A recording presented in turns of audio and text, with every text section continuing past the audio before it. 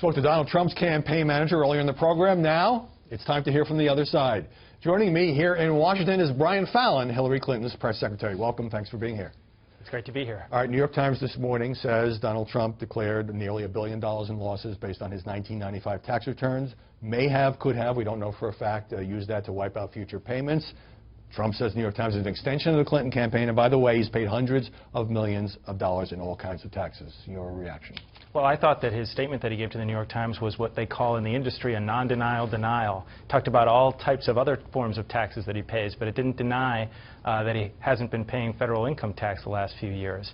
I think that the secret is out, that this report is a bombshell because it exposes the real reasons why Donald Trump has been holding back his tax returns. Well, it potentially exposes that he did something that even the Times says would be legal. Sure, but that's not the question. I think that it showed us two things that were probably the reason why he's been holding back his tax returns. Number one, it shows the colossal scale of his business failures in the 1990s, which I'm sure probably hit a nerve with him, is probably something that he's still ashamed of to this day. And then secondly, it suggests that he's able to play by a different set of rules than most ordinary taxpayers by leveraging those colossal failures, which left a lot of contractors, small businesses, employees of his holding the bag, stiffed essentially back in the mid-90s. Right, and he was able to leverage it into a tax write-off. Let me move on because Trump also gave an interesting interview to the Times over the weekend. Hillary Clinton, he says, was married to the single greatest abuser of women in the history of politics. Hillary was an enabler, and she attacked the women who Bill Clinton mistreated afterwards. How do you respond to that? Well, Hillary Clinton herself was asked about this earlier in the week last week. She deflected it. And she said, well, she said that Donald Trump can run his campaign any way he wants. She's going to continue to talk about positive issues. We think that's what the voters want to hear about.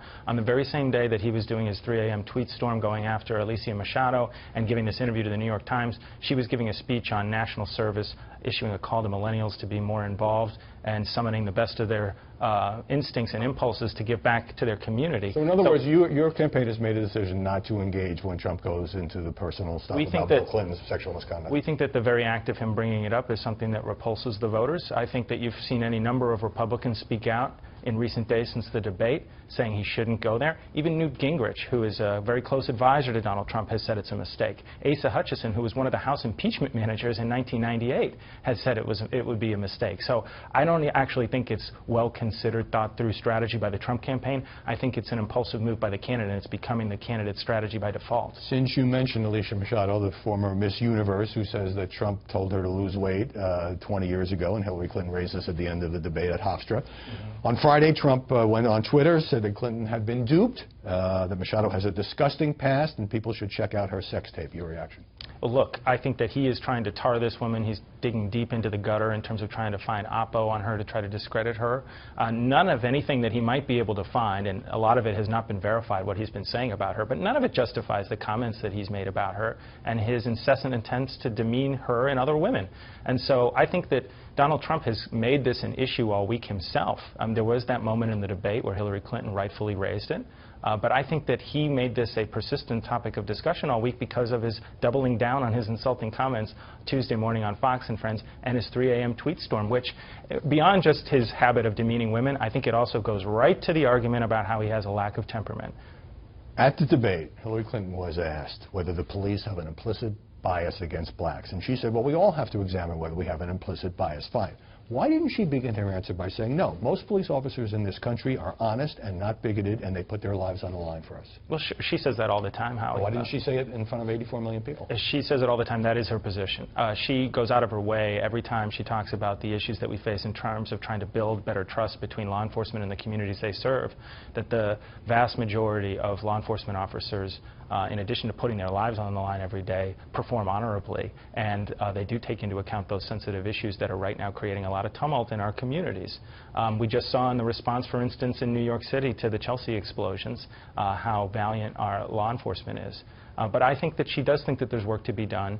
She has called for national standards in terms of ensuring that we're not having implicit bias at work in our police. Right, and Hillary Clinton is in Charlotte today, the site of the riot after the shooting of a black man by a black police officer. Right before the debate, your campaign manager, Robbie Mook, said it's unfair to ask for Hillary to play both traffic cop with Trump to make sure his lies are corrected and also to prevent her vision. That's what all candidates have to do in debates. And this has become a major theme for your campaign, that Trump lies a lot. Can you honestly say that his statements aren't constantly challenged by the media?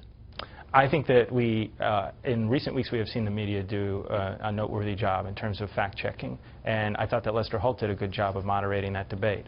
I think he picked his spots. And of course you think he did a good job because he was tougher on Trump. I don't think that that's true. I think he mostly let the candidates duke it out amongst themselves. There were the format of the debate called for 10-minute exchanges where the candidates could question each other, and I think he let that play out. I think the two moments where he interjected, it was completely appropriate to do so. It was instances where Trump was doubling down on repeated lies that the media does have an obligation to So you think the media, who are clearly being frauded by your campaign, are doing a better job of challenging Trump? A few weeks ago, you put out a fundraising letter saying there's media bias against Hillary Clinton. Do you believe that, or do you think it's changed? I think in general we want to see the same standard applied to both candidates and the way that both candidates are covered.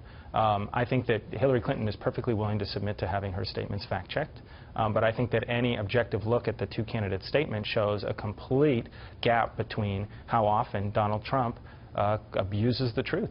PolitiFact, one of the most well-known fact-checking organizations, rated 70% of his statements last year a lie. In the new Fox News poll, only 35% of those surveys say Hillary Clinton is honest and trustworthy. Trump is a bit lower at 31%. Some liberal columnists like Paul Krugman in the New York Times are blaming the media coverage of the email scandal, of the Clinton Foundation. But doesn't she have to take responsibility for that extraordinarily low number? We do. I think that we have acknowledged that this is an area that we want to address, that we address all the time.